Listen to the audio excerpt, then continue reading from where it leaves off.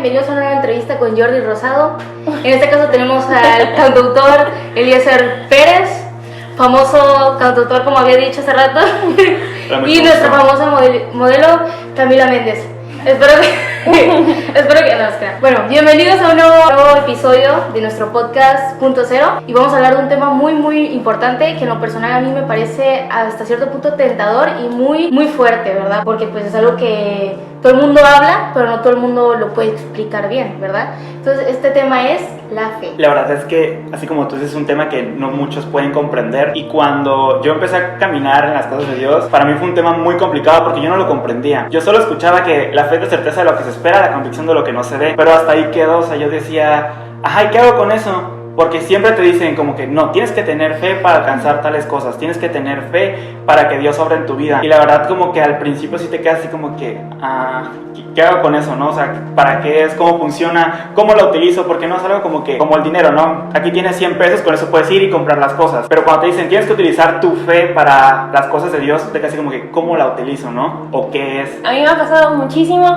porque a veces dicen de que ten fe en la prueba que estás pasando, y muchas veces yo me preocupo, me agobio, no sé, me pongo así que cómo lo voy a hacer, pero ahí es en donde nosotros tenemos que tener fe en Dios para poder pues salir victoriosos del proceso que estamos pasando. Creo que todos pasamos un proceso, creo que si tú nos estás escuchando es porque necesitas tal vez ese impulso para que tú puedas salir adelante. Entonces creo que algo que a mí me tocó muchísimo es que cuando llegué a la iglesia veía a la gente bien feliz en creer en Dios, pero yo no sabía cómo hacerlo, yo no sabía cómo creer 100% en que Dios me iba a ayudar. Y ahí es donde yo muchas veces como que dudaba. Yo me preguntaba, ¿cómo voy a creer en algo que no veo? O creo que, no sé si les pasaba o se preguntaban eso, de ¿cómo voy a creer en algo que no veo? ¿Cómo voy a hacer eso? O sea, esa es creo que la gran pregunta que al principio creo que muchos de nosotros tenemos. ¿Cómo lo voy a hacer si no veo a Dios? Sí, a mí me pasó mucho tiempo aquí en la iglesia, que yo he estado aquí muchísimo tiempo en la iglesia, y es decir, o sea, todo el mundo, ten fe, y como tú decías, pero ¿cómo? O sea, ¿cómo voy a tener fe? A mí me pasó que muchas veces yo decía, no decía, más bien lo pensaba, porque uno no lo dice, pero ¿cómo voy a tener fe si, por ejemplo, yo estoy pidiendo esto y no me llega? O yo estoy anhelando esto y no me llega. Pero a veces, yo también en mi entonces niña, yo pedía cosas muy tontas, se podría decir. Una de ellas que, por ejemplo, el cepillo de dientes bailara. O sea, yo no podía pensar, o sea, no podía tener fe como para, o sea, bueno, sí, ¿verdad? Pero no podía pedirle algo así a Dios. Hay que pedirle cosas también a Dios que sean posibles. O sea, no vamos a pedir que, por ejemplo, hay un terremoto pasado así, o sea, tampoco Dios lo va a hacer. Y muchas veces me pregunté, ¿qué es la fe? O sea, ¿qué es lo que uno piensa de ello? Y la verdad a mí me ha costado mucho en todo este lapso de mi vida. He descubierto realmente qué es la fe para mí. Y a lo largo de este tiempo he descubierto que la fe para mí es la esperanza. Así es, porque qué mejor que estar convencidos de que Dios va a hacer algo, aunque nosotros veamos que nada está sucediendo. Algo que a mí me gusta mucho es una historia que está en la Biblia, en Lucas 8, que es esa parábola cuando los discípulos están en la barca y Jesús está durmiendo y empieza el viento a soplar y la marea sube y los discípulos empiezan a desesperar que tienen que levantar a Jesús, y Jesús les termina diciendo a ellos como que qué poca fe tienen o qué hombres de poca fe. Y la verdad es que si yo hubiera estado en su lugar, yo también me hubiera desesperado, porque yo solo veo que el barco se estaba meneando para todos lados, yo creo que me voy a hundir, aquí quedé listo para mi ascenso al cielo. La verdad es que pues Jesús a ellos les dio paz, les dio calma y tranquilizó todo el ambiente. Y algo que nosotros tenemos que tener es una confianza en Dios, porque muchas veces creemos en Dios pero no le creemos a Dios, que son cosas totalmente diferentes, porque puedes creer que Dios existe, pero no le crees las promesas, no crees en lo que Él está haciendo, que muchas veces ese es el error que nosotros cometemos, que creemos en Dios, pero no le creemos a Él como tal. En momentos donde todo está bien, que Dios nos está dando provisión y que todo está en orden, creemos en Dios, pero en el momento en el que todo empieza a colapsar, que tenemos los problemas, es donde decimos, ¿dónde quedó nuestra fe de la que tanto hablamos? Sí, de hecho en esa misma historia, a mí me gusta mucho esa historia porque ellos ya estaban con Jesús y digo, wow, o sea, los discípulos estaban con Jesús, o sea, estaban literalmente con Jesús, y ellos subieron a la barca y Jesús se durmió porque sabía que todo iba a estar bien. Pero los discípulos, cuando vieron esa gran tormenta, cuando vieron que, como decía Eliezer, que se tambaleaba de esa barca, empezaron a dudar. Y Jesús les dijo eso también porque siendo discípulos de Jesús, en vez de que se pusieran a orar y creer que iban a salir de esa tormenta, lo que les atacó primero es el pánico. No les atacó primero, o bueno, no pensaron primero que iban a orar, creer en Dios, ¿no? Sino lo primero fue el miedo, o sea, que instantáneamente se les prendió el miedo. Entonces, yo creo que en esa parte es como, ¿cómo puedo yo encontrar esa fe? O sea, ¿cómo yo puedo encontrar eso que me falta? Porque tal vez nos falta esa fe. Creo que a muchos nos ha faltado la fe en ciertos momentos de nuestra vida. Y creo que la pregunta es ¿cómo puedo encontrar yo la fe? Yo hallé mi fe, creo que pasando un problema empecé a reaccionar y decir, o sea, yo en vez de estar así y tener miedo en esos problemas que he pasado muchas veces, como decía Eliezer, no es de que creo en Dios, sino creerle a Dios de que podemos salir de esa situación. Pero no sé, ¿ustedes cómo hallaron su fe? Cuéntenos allá, no sé, a ver. Bueno, yo creo que puedo decir que la fe la encontré cuando tenía más o menos, creo que 15 años, y fue porque me había separado de una amistad muy, muy tóxica de mi vida. Entonces yo creo que yo empecé a recluirme mucho en mi soledad. Me gustaba estar sola y hasta cierto punto mi mamá siempre me decía, oye Romina, tú no te sientes sola, porque de verdad yo no tenía amigos, o sea, tenía a mi primo, que es Coco, ya lo conocen. Yo lo tenía, pero, o sea, era mi primo, o sea, no lo veía como un amigo. Y yo estaba pasando un proceso en mi vida, ya no ser una prejo, sino ya empezar a ser más adolescente. O sea, ya yo estaba pasando por cambios tremendos. Entonces yo ni siquiera quería tener amigas, ¿no?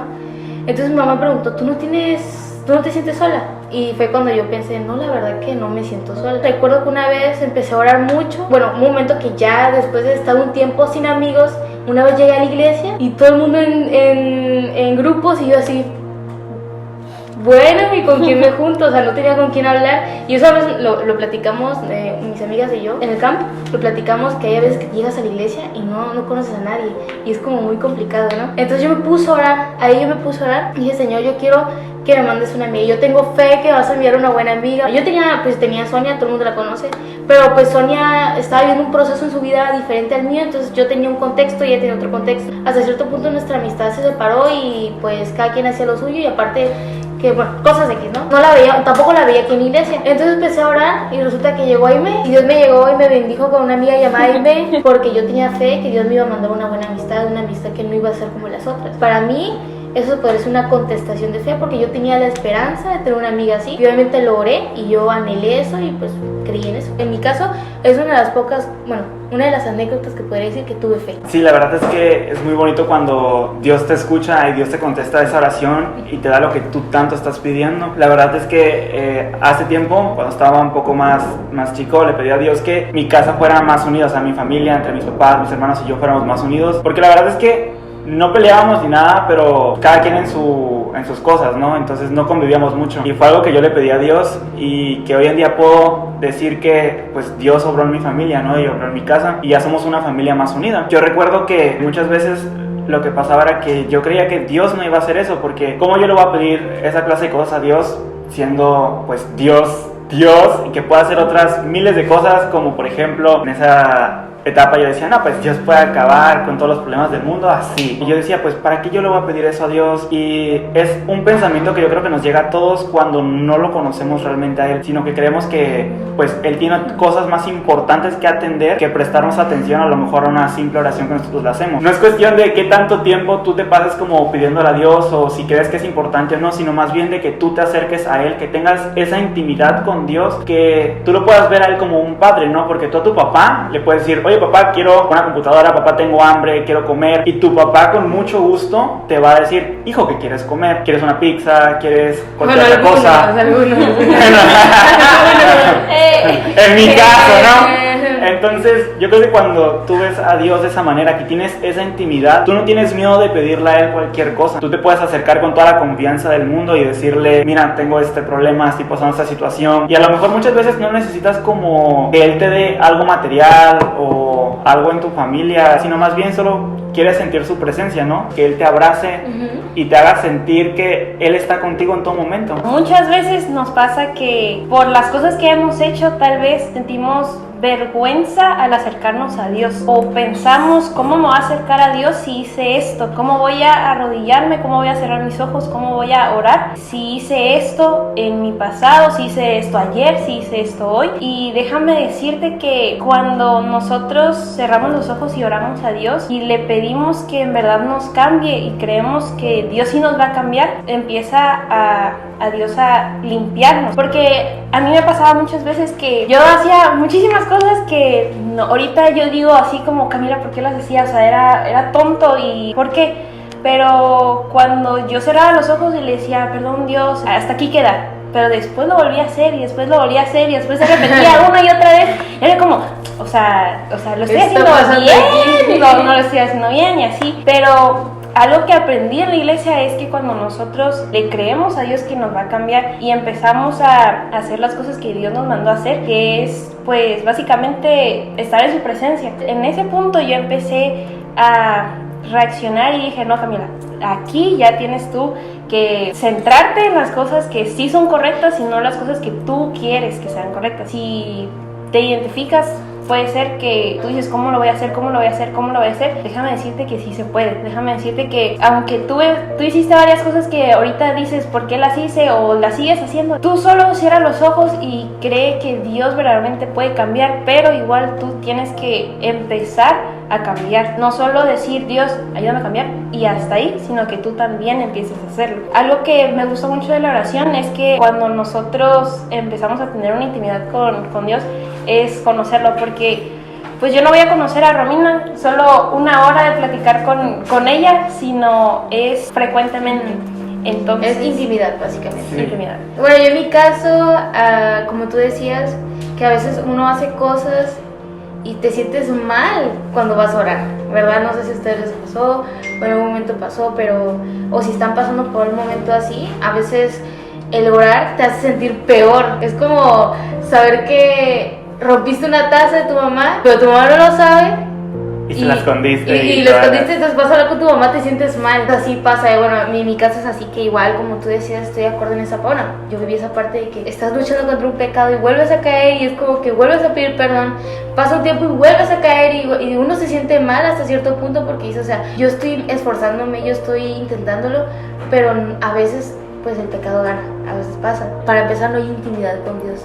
Eso es lo que pasa, no hay intimidad. Y la verdad es que en esos momentos pues tú tienes ese como remordimiento en tu cabeza de cómo yo me voy a acercar a pedir algo si yo estoy obrando mal, ¿no? Porque creo que tenemos como esa idea de que si te portas bien y sales bien puedes pedir las cosas, pero si haces las cosas mal, ¿cómo te sientes tú acreedor a pedir algo? Realmente nosotros debemos de vernos como hijos de Dios, que es lo que somos hijos de Dios. Por ejemplo, cuando salías mal en la escuela y ibas con tu mamá no te decía, tú no eres mi hijo por salir mal. Cuando hacemos las cosas mal o nos equivocamos, no dejamos de ser hijos de Dios. Esa es como una excusa que nosotros decimos para alejarnos de Él y no orar y no pedir. Como estamos haciendo cosas malas o nos equivocamos, nos tenemos que ir, o Dios nos abandona, Dios no nos quiere, Dios no nos quiere escuchar. Pero la verdad es que en todo momento Él está pendiente de nosotros. Él lo que quiere es que nosotros regresemos, ¿no? Como la parábola del hijo pródigo, no sé si sonadísima, sí. Que a pesar de que tú te alejes, te equivoques, hiciste lo que hiciste, eso ya quedó atrás, tú regresas y te están recibiendo con los brazos abiertos. Así es Dios con nosotros. Pues somos sus hijos, no nos va a rechazar, no es como que, hola Dios, soy yo de nuevo. No, tú no, ¿saben? Es como que hay que quitarnos ese pensamiento a la cabeza de que me equivoqué, ya valió, ya la regué, ya no puedo acercarme a Dios. Eso tenemos que quitarnos de la cabeza, porque realmente, a pesar de que somos imperfectos, Dios nos ama tal y como somos. Es como un padre, o sea, no nos va a dejar de amar aunque matemos a alguien, no nos va a dejar de amar, obviamente las cosas cambian. Yo en mi caso, yo siempre me sentí, como tú decías, cuando yo hacía algo malo, me sentía mal. Entonces, con el tiempo aprendí que no es así, o sea, al final Dios te va a perdonar, Dios te va a seguir amando, y aunque puedas perder tus batallas, porque así básicamente son batallas las que uno lucha internamente, Dios es Dios y jamás nos va a abandonar, y nuestras circunstancias nunca se limitan al usar la fe. Yo creo que es algo muy importante que que debemos recalcar. Dios nunca nos abandona, aunque perdamos nuestras batallas. Y yo muchas veces, ahorita que decían de que no nos abandona y que, bueno, recapitulando, ¿no? Que Eliezer decía que por hacer las cosas no dejamos de ser hijos de Dios. En un tiempo de mi vida pensaba que por las cosas que yo hacía ya no era hija de Dios, que ya no podía yo cerrar los ojos por las cosas que hice, o ya no podía leer la Biblia porque no, o cuando había una alabanza yo decía, ¿cómo voy a hacer? ¿Cómo voy a cerrar los ojos? ¿Cómo voy a levantar mis manos? Muy pecadora, muy sucia. Yo comprendí que no por las cosas que hice, que haga, me quita el hecho de ya no ser hija de Dios, porque creo que muchas veces pensamos eso, que por lo que hacemos o por lo que hicimos en un pasado ya no somos hijos de Dios. Todo tiene que ver con nuestra situación también emocional, porque Dios nos puede perdonar, pero ¿cómo nos vamos? O sea, al final uno se puede seguir sintiendo mal, aunque ya sentimos el perdón de Dios, a veces uno se sigue sintiendo mal. Te sientes culpable Te todavía. sientes culpable. Realmente la felicidad es una decisión personal, es una decisión que uno toma y dice, no, ya Dios me perdonó, ya no puedo seguir así, tengo que avanzar, no podemos quedarnos en el mismo escalón, hay que avanzar al siguiente escalón. Y la verdad que eso en mí ha causado mucho impacto hasta cierto punto. Cuando yo hacía algo malo, la culpa, o sea, siempre había la culpa, siempre está la culpa, aunque tú ya pidas perdón. Es como cuando uno le pide perdón a su mamá, ya no te vuelvo a romper esa taza, pero está la culpa aún y te dan ganas hasta de pagar una nueva y así, ¿no? Porque Dios ya nos perdonó, a veces también nosotros tenemos que perdonar a uno mismo también se tiene que perdonar. Eso es algo muy importante porque a mí me pasaba mucho que, bueno, yo decía, bueno, Dios me perdonó, pero yo a mí mismo no me perdonaba por lo que había hecho. Entonces cuando tú vives con esa culpa, realmente no vives en paz porque vives atormentado de que, no, pues soy tal persona, así voy a ser siempre. Bueno, Dios me perdonó ahorita, pero más adelante voy a volver a ser el mismo. Y tú dices, ¿en qué momento voy a cambiar? ¿En qué momento voy a ser otra persona? ¿En qué momento ya no voy a sentir esa culpa, ese remordimiento? Y eso es algo que tenemos que aprender a batallar día con día, ¿no? Porque pues no es de la noche a la mañana que tú vas a decir, ya, me perdono yo mismo, ¿no? Es un proceso que todos tenemos que vivir. De hecho, eso de procesos, algo que me ha tocado muchísimo a mí es la parte de compararme con las demás personas. Al compararme con otras personas no estoy enfocándome en las cosas que yo tengo también. Llegó un punto en el cual yo empecé a ver qué es lo que hacían las demás personas y yo decía, este tiene esto, yo no tengo esto, así que ¿cómo lo voy a hacer? Y fue que me empecé a alejar de Dios.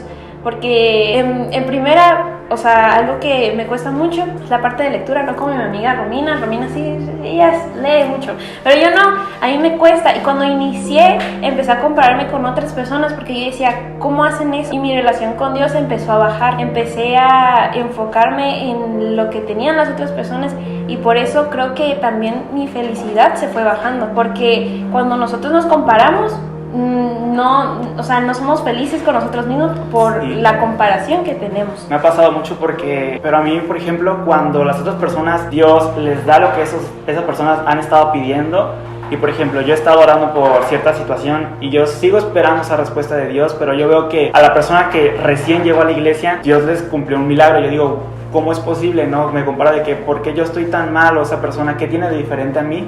Dios sí obra en sus vidas y yo sigo esperando mi milagro, ¿no? Entonces, a mí muchas veces me ha pasado eso y eso como que te roba tu felicidad, te roba tu paz porque te da envidia, te da coraje incluso. Tú dices así como, bueno, ¿y yo para cuándo, no? Pero algo que he aprendido con el tiempo es que a pesar de que Dios se tarde o se tome su tiempo para responder, es un proceso que vivimos donde a lo mejor nosotros no estamos listos para recibir eso por lo que estamos pidiendo, y que a pesar de todo el tiempo de espera o las tribulaciones que sigamos pasando, nosotros tenemos que ser agradecidos con Dios, claro, porque Él nos ha dado mucho, a pesar y de que a nos veces quejemos. pasa que por tanto compararse uno no se da cuenta de las cosas buenas que uno tiene, y ahí es donde no agradecemos. A mí me pasó mucho tiempo y que yo veía a algunas personas de la iglesia y decía, pero ¿por qué? Veo que se llenan del Espíritu Santo, veo que tiene mucha fe, porque yo no puedo tener eso, ¿verdad? O sea, o por ejemplo algún líder, yo decía, ¿por qué tiene tantas personas en su grupo? O cosas así. Yo decía, ¿pero por qué? O sea, ¿por qué? Porque y eso hasta cierto punto te hace sentir mal, como tú decías. O sea,